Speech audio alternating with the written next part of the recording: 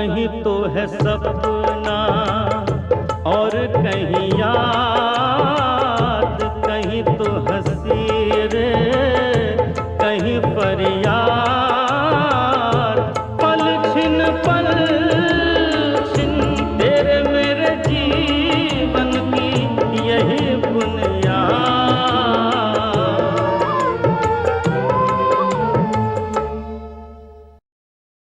आजा मेरी बर्बाद मोहब्बत के सहारन, वो कौन तूने बिगड़ी हुई तकदीर।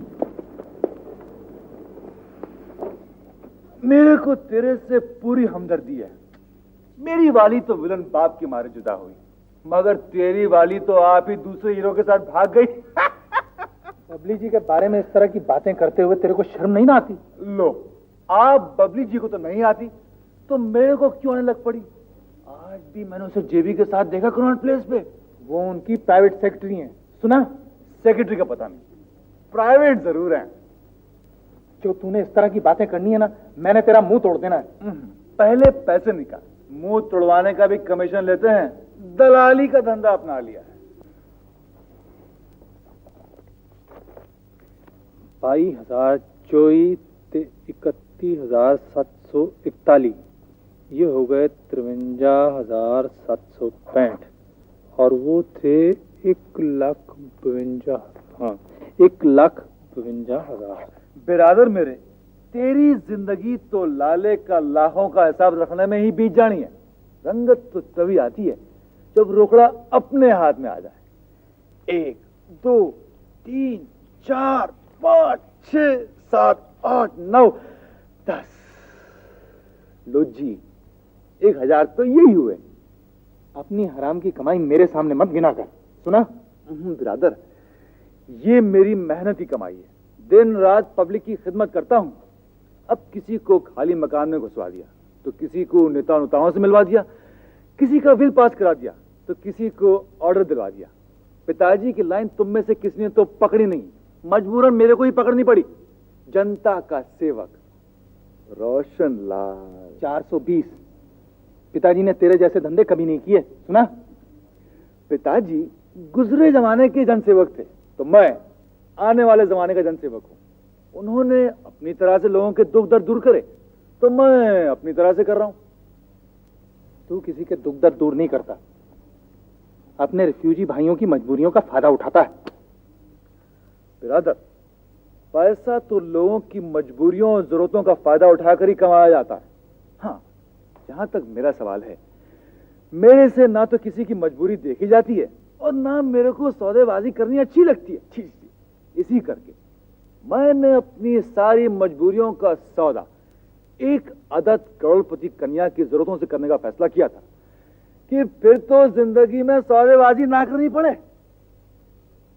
लेकिन रब कभी भला ना करे उस सेन गुप्ते का, अगले ने चांस ही खत्म कर दिया हमारा। मेरे को काम करने दे और अपनी बकबक बंद कर। ये पिताजी का लिखा हुआ है? हाँ, ये उन्होंने गांधी जी की हत्या के बारे में लेख लिखा है, मेरे को भेजा पढ़ने के लिए। आइडिया, मैं बड़े दिनों का सोच रहा था कि करोड़पति कन्या को फिर से कांटेक्ट किस तरह करूं। इस आर्टिकल की एक कॉपी उसे भेज देता हूं। बिरादर, तुम मेरी ओर से एक लेटर लिख फटाफट कि प्रिय निवेदिता जी।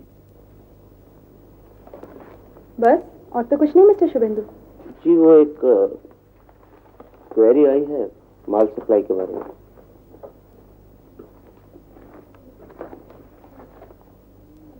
ये पर्सनल लेटर आपने कैसे खोल लिया? मिस्टर रोशन लाल आपको पर्सनल लेटर भी भेजते होंगे, ये मुझे पता नहीं था। तो इसका जवाब भी वही दे देते हैं कि माल की सप्लाई के लिए हम साल में एक बार टेंडर इनवाइट करते हैं, और वो भी जाने माने होलसेल से।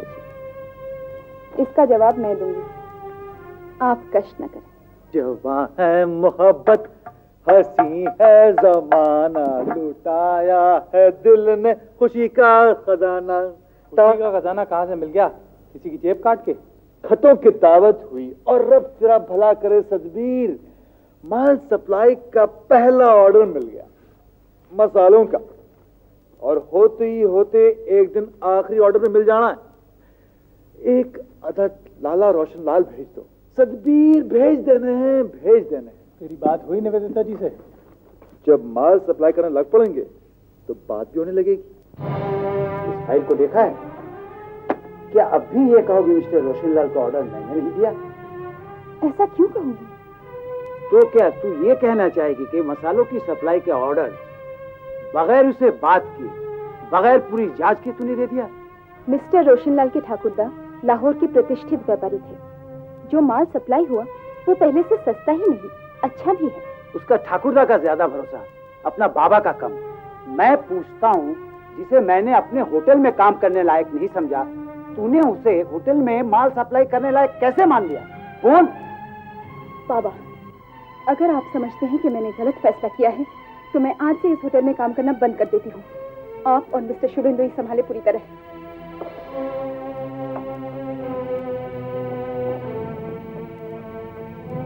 यही बुनियाद। मैं ही जाके विवाह निश्चित करूं और निमंत्रण लूं? अरे आप बैठिए तो पिशीमा, पता नहीं आते ही क्या विषय ले बैठी। अब तो और कोई विषय है ही नहीं, और इस विषय पर भी ज्यादा बातचीत की दरकार नहीं। मैंने और तेरे बाबा ने मिलके सब तय कर लिया है, पंजिका भी दिखा ली है। 15 ही दिन बाद बहुत अच्छा मुहूर्त है विवाह के लिए। मैंने शुभेंदु के बाबा से बात की फोन पर। वो बोले तैयारी के लिए बहुत कम समय है। मैंने कहा अब तो बस शुभ आशीर्वाद देने की तैयारी करें आप, बाकी सब करने के लिए कन्या पक्ष तो यहाँ बैठा ही है। बाबा, मैं शुभेंदु से विवाह नहीं करूंगी। तो सुन, मैं भी तुझे उस चंडाल से विवाह करने नहीं दूंगा जिसका चित्र अभी दिराज में छिपा गया है। तुम तो व्यर्थ ही बच्ची से राग कर रहे हो। समझाने से समझ जाएगी। सब लड़कियां इसी तरह मना करती हैं विवाह के लिए।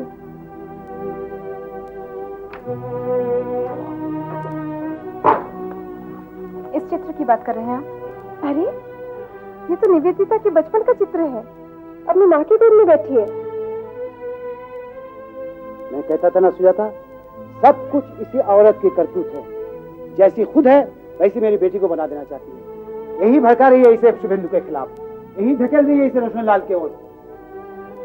मेरे पीठ पीछे माँ बेटी सलाह करते हैं। ये झूठ है बाबा। एक दिन अचानक पार्टी में मिल जाना सलाह करना तो नहीं होता। ये चित्र भी पार्टी में दिया होगा उसने तुझे। ये चित्र शुरू से ही मेरे पास है। मैं आपकी ही नहीं, अपनी माँ की भी बेटी हूँ।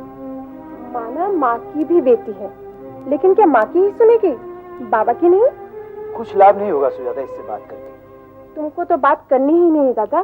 तुम तो विवाह की तैयारियां करो। इसे तो मैं समझा दूंगी। निवेदिता, हमने कब कहा कि तू अपनी माँ की बेटी नहीं है? मैंने तेरी माँ से भी बात कर लिया है। शुभेंदु उसे भी पसंद है ना? हाँ निवेदिता, हाँ।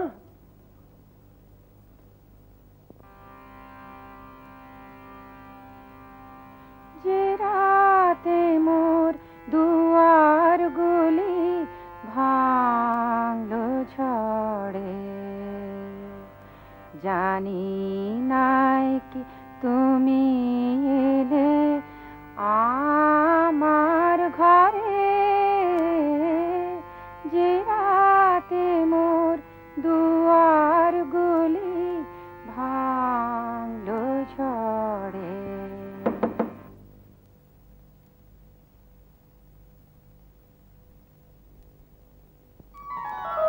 निवेदिता, तू आ बेटी, आ भीतर आ।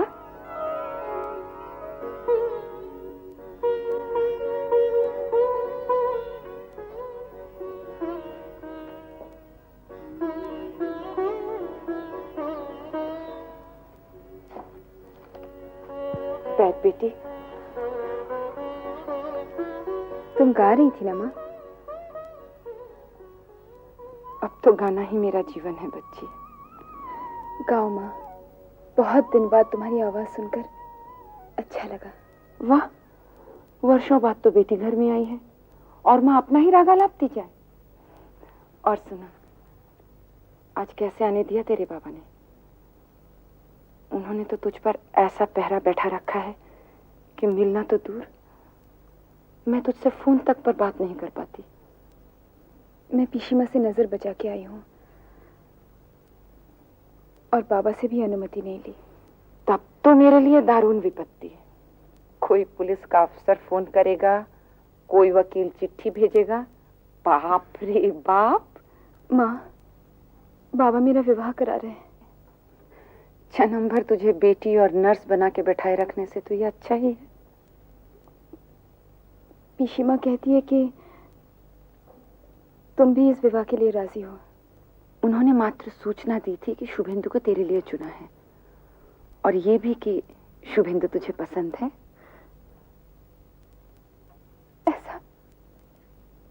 ऐसा नहीं है माँ। अरे तो इसमें रोने की क्या बात है?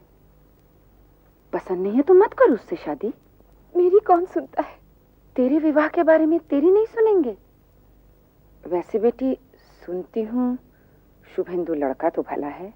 इतना भला कि उसके भलेपन पर संदेह होता है। वो बाबा की ओर से मुझ पर जासूसी करता है। मेरे यहाँ आने की खबर भी उन्हें निश्चय ही पहुंचाएगा। अभी से जासूस लग गए तेरे पीछे? मेरे लिए तो ये सब विवाह के 6 साल बाद शुरू हुआ था। तुम पर किसने जासूसी करवाई? छोड़ उसे। मैंने कभी नहीं चाहा कि तेरे सामने तेरे बाबा के खिलाफ कुछ कहूं। तू ऐसा कर, बाबा से साफ कह दे कि मैं शुभेंदु से विवाह नहीं करूंगी। वो नहीं मानते, जोर देते हैं, नशा कर बैठते हैं, आत्मघाती डराते हैं। बाबा के डर से शादी करेगी तो मेरी तरह जिंदगी भर पछताएगी। मैं तो 15 वर्ष की निर्धन और बूढ़ लड़की थी। तुझे क्या मजबूरी है? ना कर दे, मैं तेरा साथ दूंगी इसमें।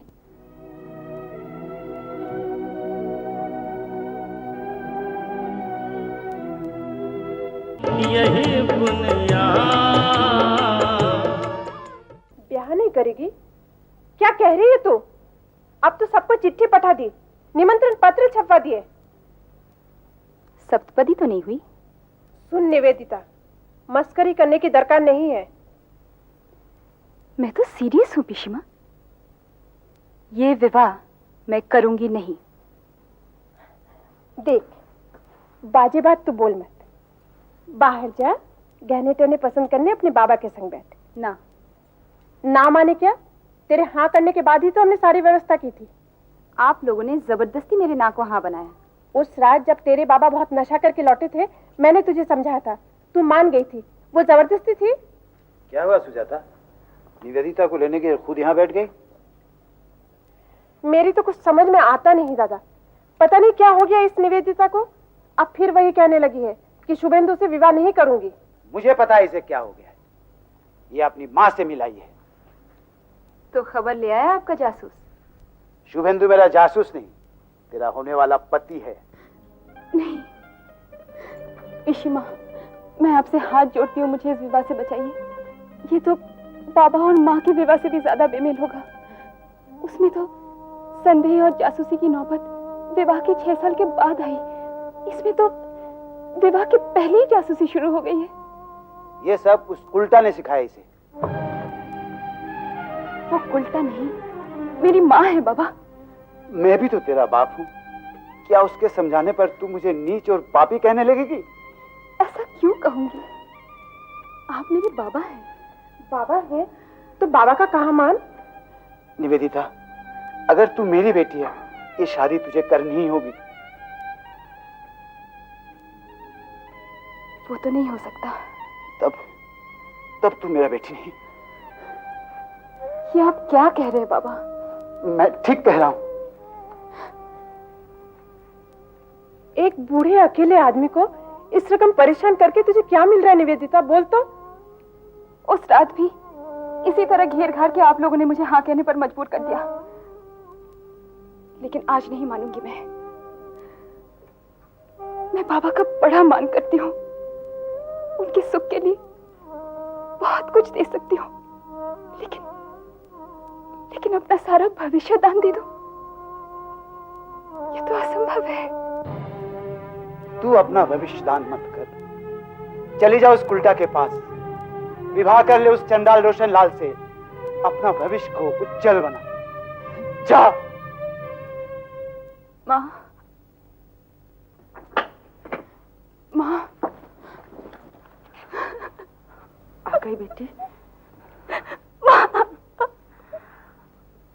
मुझे पता था। ना।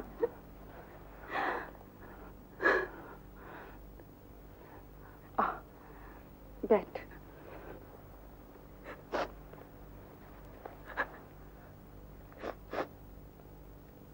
मैं बाबा को इस तरह छोड़ के नहीं आना चाहती थी। मैं उनसे प्यार करती हूँ। मैं भी करती थी, अपनी ही रीति से। उन्हें छोड़ना मेरे लिए भी आसान नहीं था। लेकिन तेरे बाबा का ऐसा है कि उनका प्यार पाने के लिए कभी पायदान बनना होता है, कभी फूलदान। ज्यादातर पायदान ही। बराबरी का हाड़ मांस वाला इंसान बनो तो उनके लिए भारी मुश्किल। मेरे यहाँ आने से तुम्हें असुविधा तो नहीं होगी माँ? असुविधा? अरे, जब तू छोटी सी बच्ची थी तब तुझे अपने साथ रखने में कोई असुविधा अनुभव नहीं की। अदालत में जाकर लड़ी तुझे रखने के वास्ते। अब कैसी असुविधा होगी तुझे साथ रखने में? सोचती हूँ माँ, मैं नहीं चाहती कि मेरी वजह से तुम्हारे जीवन में कोई विघ्न बाधा पड़े। क्या क्या समझा रखा है उन्होंने तुझे मेरे बारे में? मैंने सुना था कि तुम किसी के साथ रहती हूँ, यही ना? हाँ, रहती हूँ, अपने स्वाभिमान के साथ। तुमने बाबा को क्यों छोड़ा माँ? अपमानित होकर रहो, अन्यथा जाओ, ऐसा कहा था उन्होंने। तेरे बाबा ने ही मेरे संगीत गुरु को नियुक्त किया कि ये जो गुड़िया मैं अपने मनोरंजन के लिए लेके आया हूं, इसको एक तो गाना टाना भी सिखा दो। अगर कभी गलती से रात को जल्दी घर लौट आया तो इससे ही सुनूंगा। गुरुजी से एक भूल हो गई, उन्होंने मुझे रेडियो सिंगर बना दिया। जब मैंने पहली बार घर से बाहर गाया, तेरे बाबा ने मेरा तानपुरा, तबला सब तोड़ के रख दिया। नर्क तो शुरू से ही था मेरा दाम्पत्य जीवन। इस घटना के बाद और विभत्स हो गया। माँ, तुमने कभी बाबा को समझाने की कोशिश नहीं की? लोग तो कहते हैं कि पुरुष तो दूसरे विवाह की स्त्री की बात बहुत मानते हैं। मनवाने के सभी अस्त्रों पर तेरे बाबा का एकाधिकार है री, और तो और आंसुओं पर भी।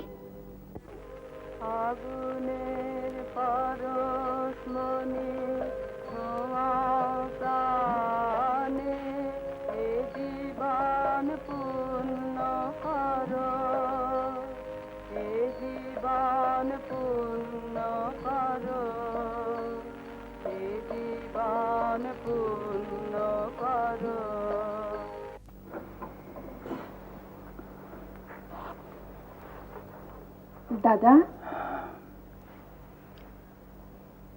पहले उसकी मां छोड़ गई, फिर बेटी। पूर्व जन्म के होंगे पाप जिनकी सजा पा रहा हूं। वकील साहब ने क्या कहा? बोले कुछ नहीं हो सकता, बच्ची बालिग है।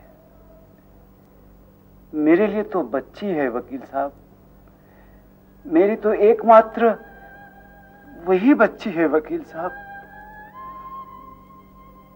वकील लोग समझते नहीं।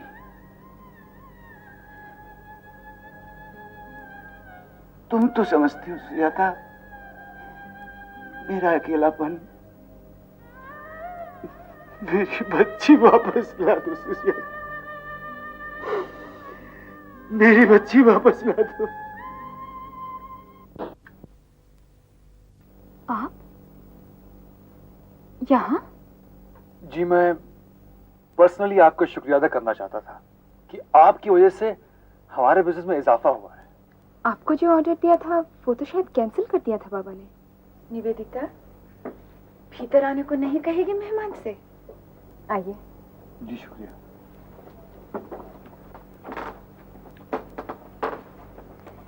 माँ, ये मिस्टर रोशनलाल है, हमारे होटल में काम करते थे। और ये मेरी माँ। आप तो अरुंधति जी हैं, आपका नाम कौन नहीं जानता। आपकी संगीत में रुचि है? जी एक टू। संगीत में अपना बिजनेस मत भूल जाइए। आप क्या कह रहे थे निवेदिता से? जी मैं ये कह रहा था कि बाद में भले ही मिस्टर सेन गुप्ता ने ऑर्डर कैंसिल कर दिया हो, लेकिन उसी की बिना पर हमें और कई होटलों से ऑर्डर मिल गए। हमारा मसालों का धंधा चल निकला। मैं इनका धन्यवाद करने होटल गया था, वहां पता चला कि ये यहां रहने लग पड़ी हैं। हाँ, अपने बाबा से थोड़ा झगड़ कर आई है। मेरे को ये जानकर बहुत अफसोस हुआ कि झगड़ा एक माने में मेरी ही वजह से हुआ है। तो मैं इनसे रिक्वेस्ट करने आया हूं जी कि वापस अपने बाबा के पास चली जाएं। इसी में सबका फायदा है। मैं बालिग हूँ और अपना हित खूब पहचानती हूँ। जी हमारे लिए तो तू बच्ची ही रहेगी। चल, मैं तुझे वापस लेने आई हूँ। अरे बैठो तो सुजाता, इनसे मिलो। ये है निवेदिता की बुआ जी। ओह पिशी माँ। हाँ। जी। और ये है मिस्टर रोशनलाल। इसके माने सपन दादा ठीक ही सोच रहे थे।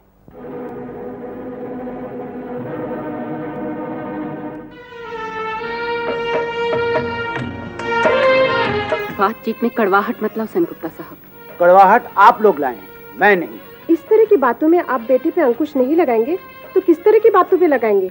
समझाने का फर्ज है जी, सो समझा दूंगी। बाकी वो बालिग है और परंपरा तो बालिग बच्चों को बराबरी का दर्जा देने की है।